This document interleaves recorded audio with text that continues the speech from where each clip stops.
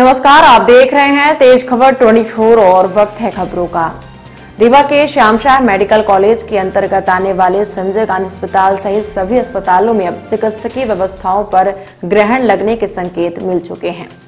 आज Shyam Shah medical college के वरिष्ठ चिकित्सकों ने 2 घंटे की आंशिक हड़ताल करके मध्य प्रदेश सरकार को सीधी चेतावनी दी है कि यदि उनकी मांगे पूरी नहीं की गई तो वह कल से अनिश्चितकालीन हड़ताल करेंगे।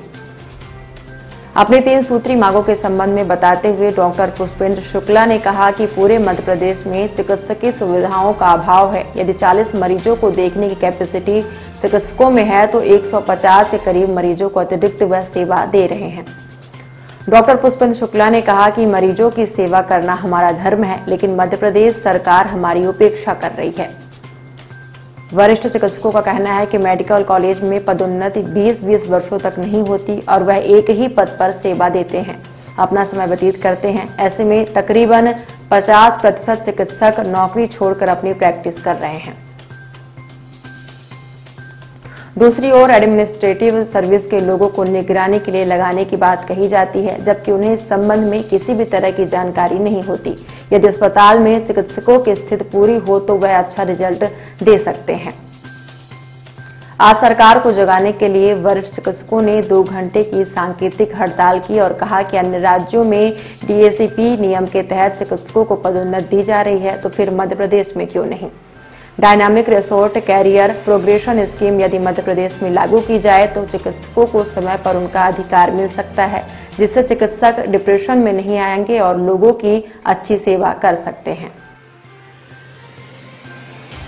किन मांगों को लेकर के हड़ताल चल रही है? पहली बात ये हड़ताल नहीं है, सिर्फ 2 घंटे के लिए सरकार से असहयोग है और ये असहयोग इसलिए है कि सरकार के वो सद्बुद्धि आ जाए और हम लोगों की जो कुछ जायज़ मांगे हैं, और इन मांगों में विशेष ये है कि हम लोग यहाँ पे मध्य प्रदेश में जो चिकित्सकीय सेवाएं हैं वो थोड़ा उनका स्तर कम है और उसका मुख्य कारण ये है कि हम लोगों के पास संसाधनों का अभाव है, मानव संसाधन और दूसरी तरह जो इंफ्रास्ट्रक्चर वाइज वो भी अभाव है। जैसे मरीज हमारे पास कैपेसिटी 40 है और मरीज 100-150 भर्ती हो रहे हैं, तो इस कारण से जो एक्स्ट्रा बर्डन आता है उसमें मरीज भी पूरी तरह से सेटिस्फाई होकर नहीं जाते। उनको कहीं ना कहीं ये लगता है कि डॉक्टर हमारा ध्यान नहीं दे पा रहा, जबकि असलियत ये है कि मानव संसाधन की कमी के कारण हम उन्हें 1-to-1 उनसे हम लोग समय नहीं दे पाते। ये हो रहा है, हम लोग पूरी तरह से मरीजों के हित के लिए समर्पित हैं।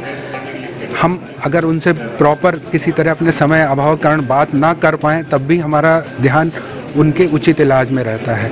तो अगर सरकार मानव संसाधन और इंफ्रास्ट्रक्चर को विकसित करेगी तो ये सब चीज़ें कम होंगी और मरीजों को जो ये लगता है और डॉक्टरों की एक नकारात्मक छवि बनती है वो कम होगा। उस पर एक हमारी पहली मांग ये है। दूसरा ये है कि हमारे जो मेडिकल कॉलेजेस में और स्वास्थ्य सेवाओं में प्रमोशन जो पदोन्नति के बिल्कुल समान अवसर नहीं है। कोई व्यक्ति 20-20, 25-25 साल एक ही पद और एक पे स्केल में रह जाता है, जिसके उसके अंदर मन में एक कुंठा का भाव उत्पन्न होता है और नौकरी छोड़ना और जैसे प्राइवेट मेडिकल कॉलेजेस में फिर जाना, और जैसे अभी सरकारी मेडिकल कॉलेजेस हैं 13 मेडिकल कॉलेजेस हैं, नए मेडिकल कॉलेज में भर्ती होती है और उसी के साथ वो पद भी बहुत छोड़ रहे हैं। मोर देन 50% लोग अपने पद को छोड़ चुके हैं। तो उसके लिए देश के अन्य राज्यों में एक स्कीम लागू है जिसको कहते हैं DACP, dynamic assured career progression scheme. मतलब उसमें एक निश्चित समय के बाद व्यक्ति का प्रमोशन तय है और वो कुछ नियमित जैसे 20 साल की सेवा के बाद वो उच्च पद तक पहुंच सकता है, जो भी वहाँ पे हाईएस्ट पे स्केल तक पा सकता है। इससे जब समान अवसर होंगे तो व्यक्ति उसी जॉब को और अच्छे तरीके से कर सकेगा। और इसके अलावा ओल्ड पेंशन स्कीम का लागू होना, वो तो सभी जगह एक मांग है। हर व्यक्ति को वृद्धावस्था में सम्मानपूर्वक जीने का हक है। और तीसरा ये है कि जो अनावश्यक रूप से बीच में हम लोगों के ऊपर एडमिनिस्ट्रेटिव सर्विस के लोग, SDM और इन लोगों को लगाने की जो बात चलती रहती है, भले ही मना हो जाता है लेकिन 6 महीने बाद फिर कोई ऐसा मसौदा तैयार होता है कि उनको फिर से यहाँ बिठाने की कोशिश की जाती है।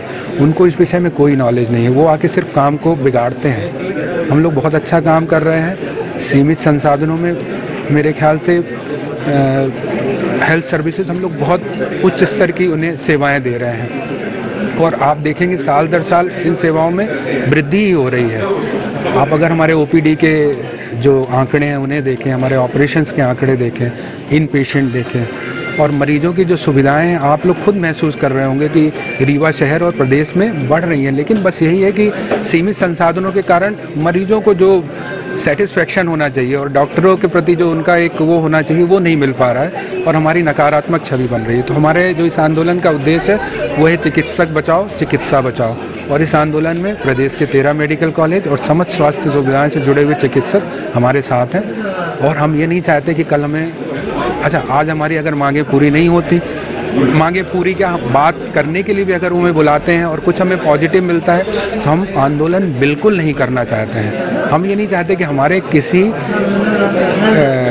हमारे रीवा शहर के नागरिक, प्रदेश के किसी नागरिक, किसी मरीज़ का कोई नुकसान हो, ये बिल्कुल हमें ये पसंद नहीं। और हम तो ये चाहते हैं कि बात करो, कल से हम लोग उसी तरह अपना काम करते रहें। अगर अभी नई बात बनती है तो कल क्या करेंगे? कल से पूर्णतः कार्य बंद होगा और हाँ, कल पूर्णतः कार्य बंद होगी, जिसमें इमरजेंसी भी रहेंगी और मेडिकल कॉलेज स्वास्थ्य सेवाओं के डॉक्टर रहेंगे। और ये प्रदेश के इतिहास में मेरे ख्याल से पहली बार ऐसा हो रहा होगा। तो सरकार को सोचने, और हम लोगों ने इसकी उनको जो नोटिस है पिछले 6 महीने से दे रखी है और पिछले 2 महीने से लगातार उन्हें 15-20 दिन में नोटिस दे रहे हैं कि आप हमारी इन चीज़ों पर विचार करिए, नहीं तो ऐसी स्थिति आ सकती है। और वो उस स्थिति के लिए आज हम लोग तैयार हो गए हैं। ये बहुत पहले से, वो चाहे तो इसको रोक सकते, 7-8 तारीख को बात करते और सब चीज़ें कि देख रहे हैं ये चीज़ें हैं, ये पॉसिबल हैं और सभी चीज़ें पॉसिबल हैं।